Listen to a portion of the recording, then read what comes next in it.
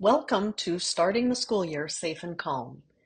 This training is made possible by a generous grant from the Virginia Department of Behavioral Health and Developmental Services to Formed Families Forward. Formed Families Forward is a nonprofit organization in Fairfax, Virginia, which provides education, advocacy, and support for the educational needs of children in foster, adoptive, and kinship families throughout Northern Virginia. This training program is designed to address briefly some of the concerns of caregivers in foster and kinship families especially. Research shows that this community is raising children with disproportionate levels of mental illness, disability, and specialized learning needs, as well as risks of high caregiver stress and strain when compared with other parents. Parents in general are reporting higher levels of caregiving challenges, so the content is applicable to any parent in direct care roles, but our intent is to respond specifically to the high needs of adults who are providing foster and kin care. If you're interested in the details, feel free to pause this video and read through this slide about some of the research findings. I'm Dr. Carole Sebenick, a licensed clinical psychologist in Virginia and an adoptive mom of two now grown children. I've worked with Formed Families Forward as a parent seeking consultation, as a member of the board of directors, and currently as a mental health consultant and presenter. To you, foster parents and kin caregivers, this presentation is designed to just scratch the surface of really complex issues and of some of the ways to address them. Formed Families Forward staff are available to connect you with resources beyond this training. Please don't hesitate to reach out. One goal for the presentation you're watching now is to provide a structured opportunity for you to pause in your busy lives and to reflect for a few minutes on your specific concerns and needs as your children navigate the stresses of the school year. I'll introduce you to ideas and strategies to boost your ability to manage stress and prevent overwhelm when it creeps up for your children and for you. I'll offer ideas on developing home routines that encourage our kids to accomplish tasks without nagging and prodding, for the most part. And I'll share with you some resources and tools that local government services offer to keep your children safe from things that could harm them in your households, like medications and weapons, because we know problems with those are unfortunate realities of modern life. Okay, the start of a new school year. You're watching this video because you're probably a bit worried about what the school year will bring for you, your children, and your families. Whether it's entering preschool, transitioning to middle or high school, or even entering college, new academic and social experiences bring joy, challenges, and a whole host of assumptions. Before we launch into the challenges and stressors, take a moment and reflect on the good things about this new school year.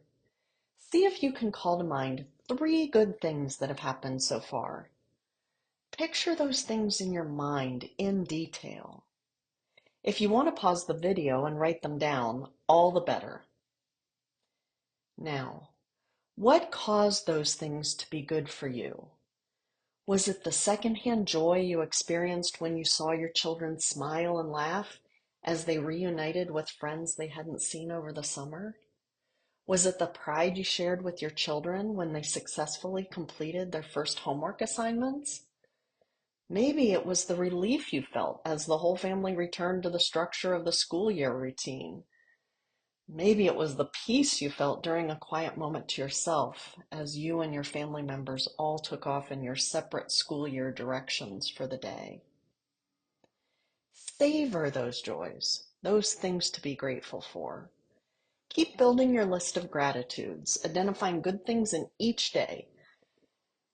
Actually, psychological research shows that engaging in the practice of listing 3 good things and their causes each day for 1 week can improve a person's happiness for up to 6 months. Okay, now the challenges. That's what probably brought you to this training. Foster and kin caregivers face a lot of them. A very basic reason for the high stress load relates to how your families were formed in the first place. You became a parent to your children because of a crisis, and very likely because of loss or tragic conditions that resulted in trauma for your children and perhaps for you yourself. Because of these circumstances, many of you are navigating difficult boundaries within and outside of the family, with birth parents, with social service personnel, and even with well-meaning but intrusive friends and other family members. Other types of families may form by premeditated choice and in joyful circumstances. Yours may have started and continue much differently. So let's think in detail about these challenges and the typical things that can lead to feelings of strain and overwhelm for you as caregivers. You might pause the video and take a look at this questionnaire about caregiver strain. How would you rate yours? Look at each of the items on this screen.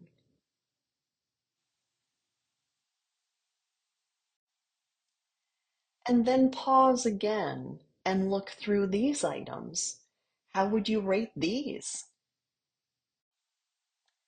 Reflect on how you rated all those items.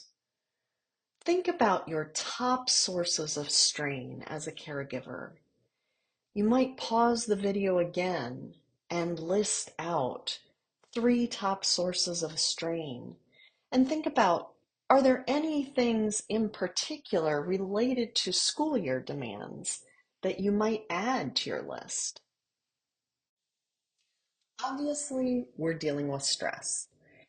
Let's talk about just what it is. Stress is a normal human reaction to anything that makes a demand on us or changes how we're going about our day-to-day activity.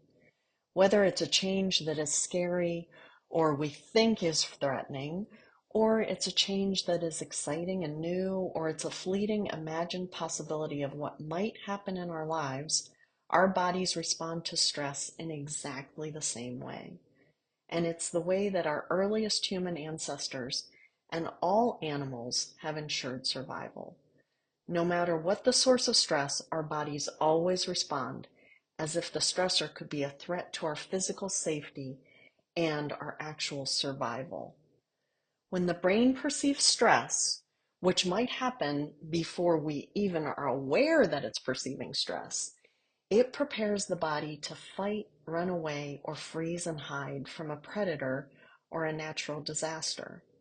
The stress response also involves shutting down non-survival functions like digesting lunch or engaging in creative problem solving or growing another inch taller. No time for those. It's time to protect against the threat. So the stress response is great because it does keep us alive in the face of real dangers, and it increases our motivation to take action. But it's important to realize that our bodies and our children's bodies go through the exact same process when they get nervous about a test at school or when they think mom is really mad at us.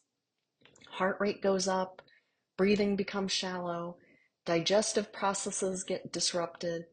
A total of about 1,400 physiological changes occur in less than 1 second. Now, once the stressor subsides, the body re-regulates by turning off the stress response and turning on the relaxation response. We humans are designed to function really well with occasional stressors and many periods of relaxation, the rest and digest phase, in between. A child who's experienced trauma and family members who endure a lot of stress without sufficient breaks can encounter problems over time. The fight, flight, or freeze reaction gets kind of hardwired in the body. And this can cause overreaction, hypervigilance, that is, staying on guard for the next bad thing that might happen, and eventually overwhelm, exhaustion, and even illness. Think about what would happen if a person's digestive process is constantly disrupted by the stress response. lots of digestive problems. Think about what would happen if a person stays in a state of hypervigilance. Lots of anxiety and defensiveness, perhaps. A child who is overexposed to stressors or who has a history of traumatic loss or injury, or a child who has witnessed traumatic loss or injury, has a hardwired alarm reaction. They're very skilled and ready to fight, flee, or freeze because of this unfortunate but exceptional training and stress. The parts of their brain associated with responding to fear are highly developed, and the parts of the brain associated with rational thinking, planning, and creative problem solving are underdeveloped. Just like this. If we use our right arm all the time, those muscles are going to be well developed. When we have a task that requires left arm strength, we may have difficulty. The survival skills are in place, but the everyday reasoning and problem solving are limited or impaired. Another thing to keep in mind is that kids' brains and adult brains are not the same. Even the most advantaged children don't possess a fully grown rational part of the brain, which is called the cortex, until they're about 25 years old. So, stressed out children are at an exceptional disadvantage compared to stressed out adults even, and healthy and optimally functioning adults certainly. That's why you, as an adult caregiver, are so very important to your children's stress management. In the rest of this presentation, I want to share some ways that you can build in extra structure and support for your children to grow their brains in healthy ways that will reduce their overwhelm and thereby reduce your stress and overwhelm. These strategies can also help you build your own skills in stress management so you're in the best position to help your children.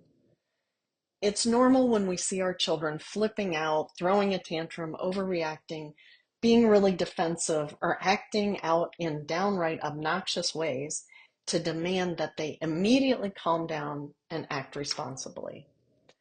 Unfortunately, once activated, the stress response cannot be turned off on demand. The alarm reaction does not respond to sit down, be quiet, get yourself under control. These are demands that the emotion center of the brain cannot respond to when it believes it needs to keep the body ready to fight, flee, or hide from a potential threat. So, we need to interrupt, ground, and soothe first. This allows the brain to understand that the stressor, whatever it is, can be managed and is not a threat to survival. Then, redirect and reframe second, once the thinking part of the brain has a chance to come into play.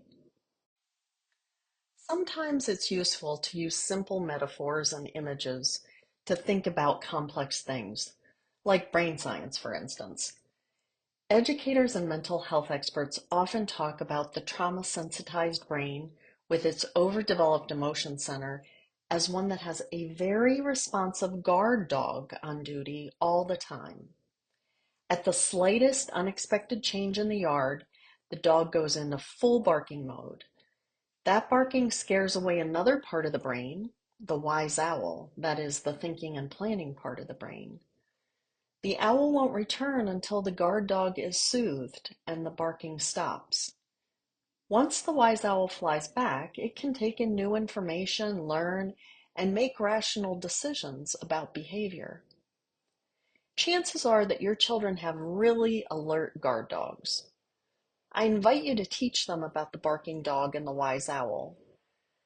Children will feel more confident and empowered knowing that they're not bad or defective because they feel out of control sometimes. They can build skills and seek support. When they feel stress or upset rising up inside themselves, they can take some steps with your help and encouragement to reduce the barking and invite the wise owl to stick around. These steps are best practiced on a regular basis to build skills, to build up strength of those left arm muscles that I mentioned earlier. Here are a recommended set of 6 steps to this kind of skill building. To calm the barking dog and invite the wise owl. We call this emotion regulation. Step 1, interrupting the barking. Say calmly to your emotions, stop. Then look around and notice precisely where you are in the moment. By doing this, you're forcing the wise owl to have a voice, even if it's from a tree at the very edge of the yard. The dog might still be barking, but notice the details of the present moment using your 5 senses. We call this take 5. What are 5 things you see around you? What are 5 colors you can identify or find 5 right angles in the room? Then, what are 4 things you can touch? The softness of the fabric on the chair, the cold metal of the desk, the squishy part of the center of your hand. What are 3 things you can hear? Maybe something far away, like a car engine, something closer in, like the fan of the air conditioning running, and something very close, like maybe your stomach grumbling because you're hungry or you're breathing.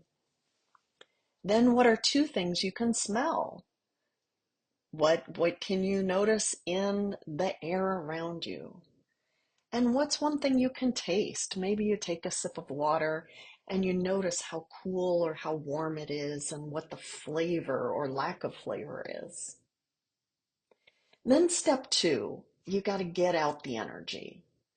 There's a lot of physical energy and tension that can be built up in the stress response. So, are you noticing that physical energy or tension in your body and your muscles? Shake it out, dance it out. Go for a 5-minute fast walk around the block. Stretch. This completes the stress response. The body has lots of stress hormones and adrenaline rushing through it from noticing that change in the yard and starting to bark, and the energy of that needs to be released. The high energy guard dog needs to get that energy out. Step 3 and step 4. Identify the feelings behind the stress and identify the thoughts behind those feelings. Whatever provoked the alarm reaction was the result of your child's interpretation of a situation. The guard dog saw a UPS truck and thought, that person in the brown uniform is coming to this yard and is going to try to get in.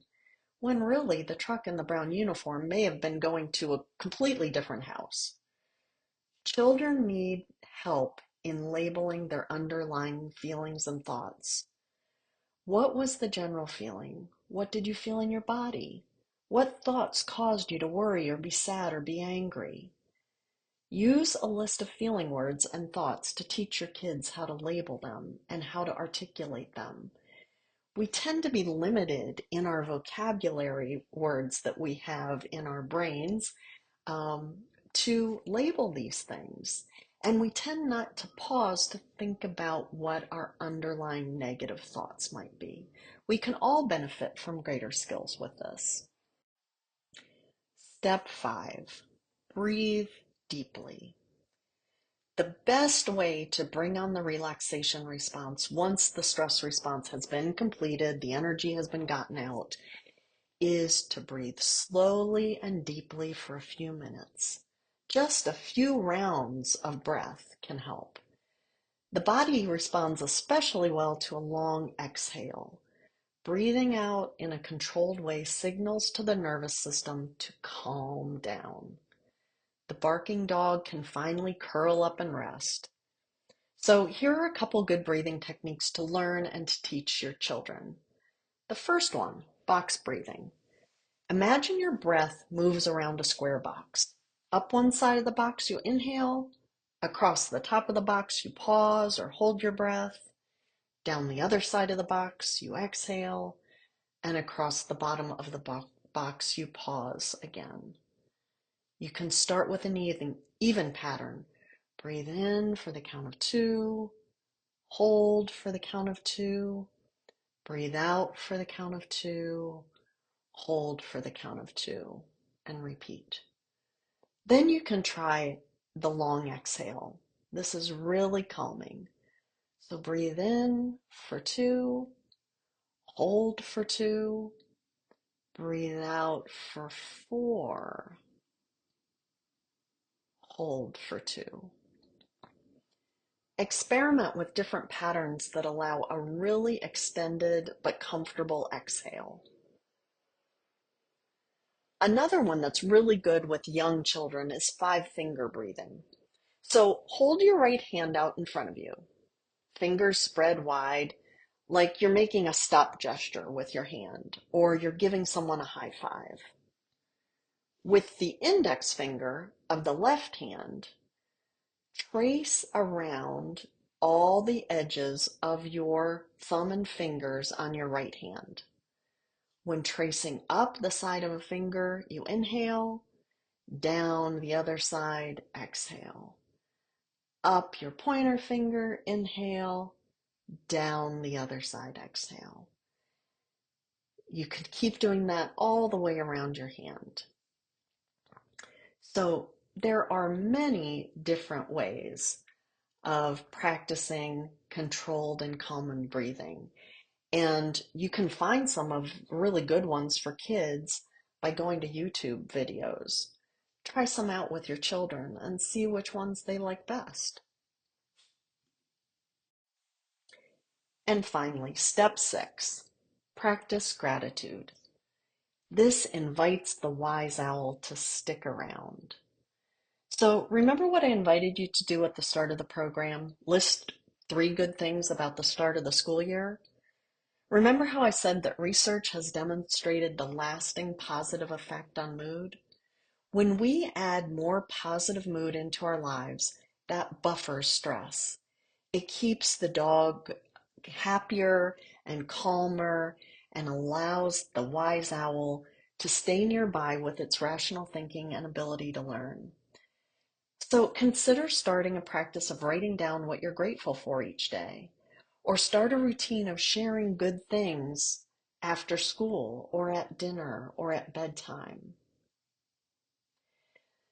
So those are 6 steps to manage the emotions and the experience of stress. What about creating calm in your home around all the things that need to be accomplished? That's another topic. Let's think for a few minutes about setting routines that work in your home. Some of you may have already established chore lists or calendars for family members, and those are great. Structure and routine are very important, especially for the overwhelmed brain. If you have word processing apps like Microsoft Word, look at the new document templates that come up when you search on the word tasks. Lots of sheets you can print out to get the whole family organized if you haven't already done something like this. Setting expectations about what needs to happen and when those things need to happen is comforting. It's especially important for kids with difficulty transitioning from one focus to another, which is not uncommon for kids with trauma histories. Think about ways you can let your children know what needs to be done and in what order, with built-in rewards that are meaningful for them. When kids are younger, the tasks need to be broken down into very small parts and within small amounts of time. For young children, directions need to be concrete and possibly communicated through pictures or objects. You might have the toothbrush out, and you show that, or a picture of the toothbrush about brushing teeth. Attention spans are limited for young children. Rewards for the behavior you want to see in them need to be provided immediately after the desired behavior for young children.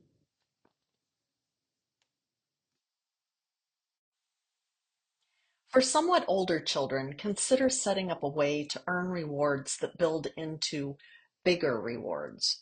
This is called a token economy.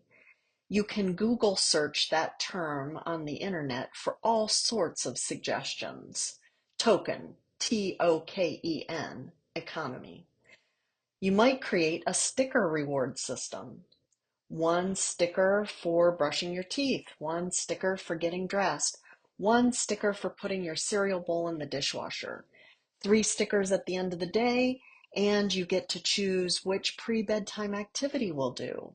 Sing songs from a favorite show, or read a favorite book, or get a special bubble bath before bedtime.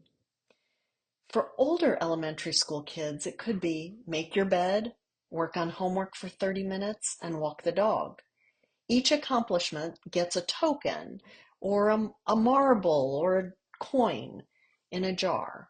At the end of the week, the number of tokens adds up to a level of treat over the weekend. For teens, it could be a week of all homework done on time and turned in, plus helping make dinner twice during the week gets points toward a larger goal of a special privilege. Perhaps permission to attend a show they've wanted to go to for a while. Or you give them a sleep-in day off on a weekend when they don't need to do any chores or go to any activities for a while. If it becomes the norm that everyone in the family has expected tasks and meaningful rewards, this can build positive family energy and support for your children's brain development. The routines get normalized and there's a greater sense of supporting each other. You might even agree on joint tasks and rewards. If we all pitch in to clean up the living room on Saturday morning, we can then go celebrate with a picnic in the park. As you consider tasks and rewards, keep in mind the positive power of doing for others. Research shows that doing something good for someone else can have a bigger positive impact on personal happiness and well-being than doing something just for oneself. Maybe one of the special tasks on your child's list for a weekend is baking cookies for the neighbor who's been sick, or taking a trip to the store together to pick up a bunch of flowers for their grandmother. It could be a positive shared experience or a request of older children by themselves that is rewarding in itself. We've covered a lot about emotion regulation, about structure and routine with household tasks. Now let's turn from the maintenance of those things to things that can prevent disaster. It's a hard topic to think about, but taking just a few basic steps will prevent ourselves and our children from additional trauma. Shockingly and increasingly, firearm-related injuries are the leading cause of death for kids and teenagers ages 1 to 19. If you have firearms in your home, it's critical to secure them to prevent accidental injury. The Virginia Lock and Talk program, administered by our local county's community services boards, provide education and free trigger locks and other safety devices. You can contact any CSB office and ask about obtaining these devices, completely anonymously and free of charge. Did you know we had such great resources available in our community?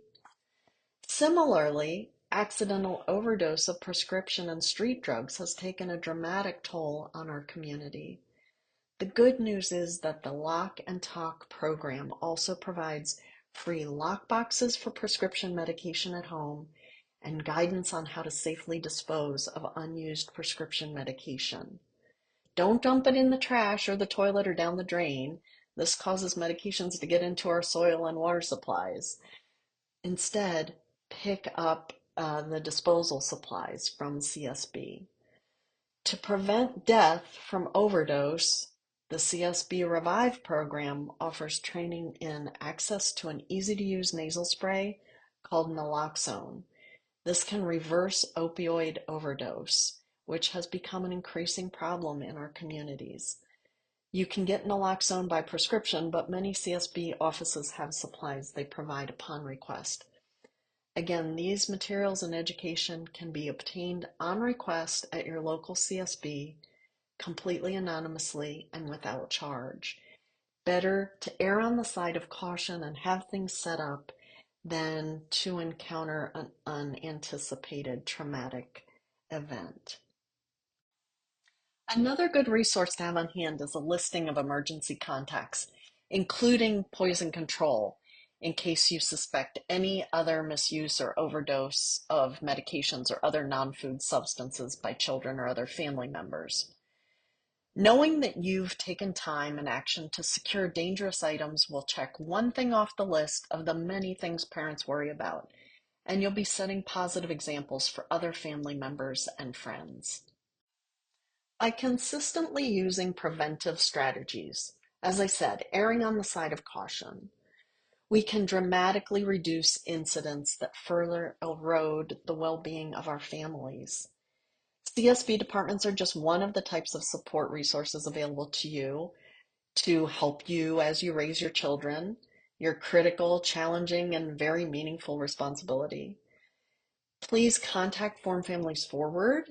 Our number is 703-539-2904 if you'd like individual consultation on stress reduction or on identifying resources to meet your children's educational needs throughout their education.